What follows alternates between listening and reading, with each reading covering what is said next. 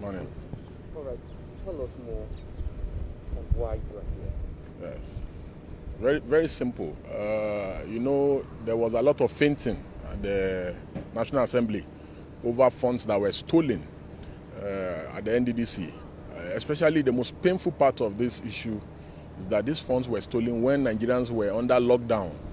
When Nigerians were passing through hell, and when they were lying that they had shared palliative and Nigerians were crying, then these guys were still stealing. They stole 81 billion at the NDDC. And the man still had the guts and the effrontery to come and embarrass the country by fainting in a chair. I've never had a scene where somebody fainted in a chair. I thought people usually faint when they are standing, and it's very sad that this has happened. And it's like, it was looking like they were going to get away with it. That was why we wrote the petition to the commission. And the commission invited us to come and shed more light, which we have just done. We've adopted the petition. And again, we have also provided the commission with some evidence, because we were able to get some of the reports, of the looting at the NDDC. And we have pointed the commission in the right direction. We are very happy with the reaction we got from the commission.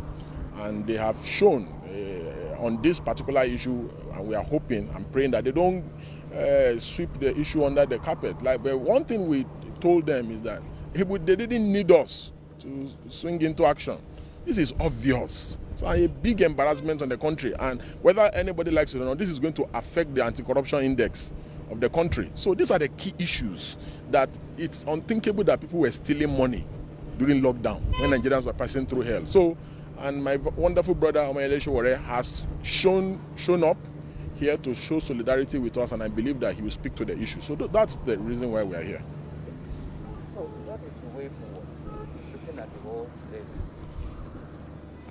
You see, there's a fundamental problem with how we headhunt our officials.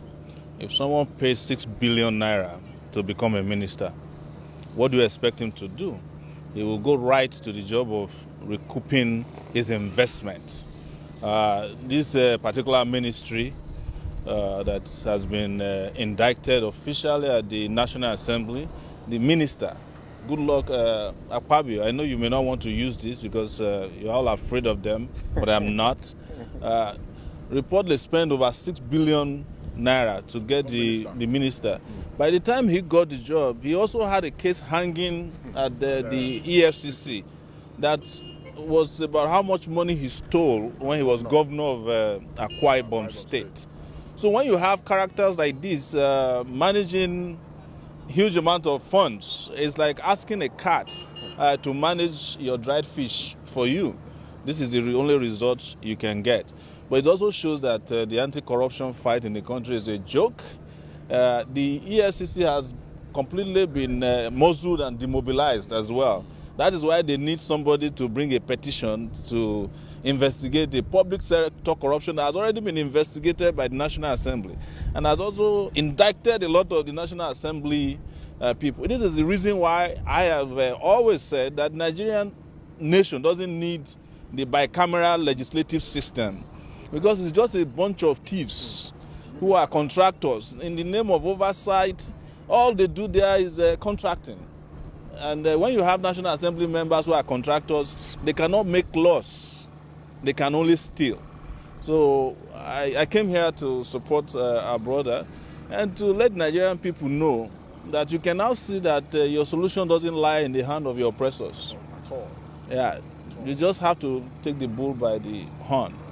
There are examples all over the world right now that shows that when people are denigrated in the manner that Nigerians have been maltreated these days, they just have to rise up. You cannot trust the National Assembly to investigate and get any result from this nonsense. They are part and parcel of it. You can't get the EFCC to do anything. They are waiting for a petition. When in fact there's an NFIU that ought to have tracked the financial transactions, flagged it, and picked up the people involved before now. By now, we should be talking about prosecution, not petition. But again, this is a conversation between, for me and the Nigerian people, because apparently we don't have a government. Not anymore. Thank you. You know, it's instructive to say that in some of the documents we submitted to the EFCC, I believe he was there and several other people were there. You know, they are looting NDDC money through churches, through schools that are owned by them.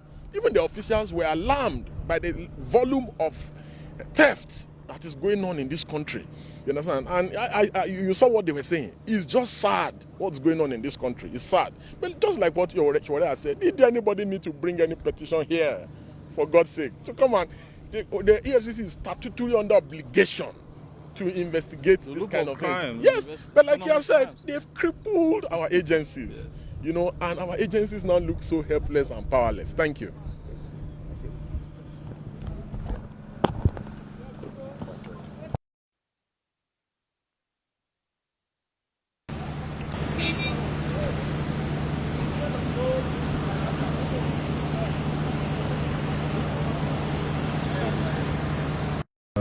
The Executive Tribes Management Commission.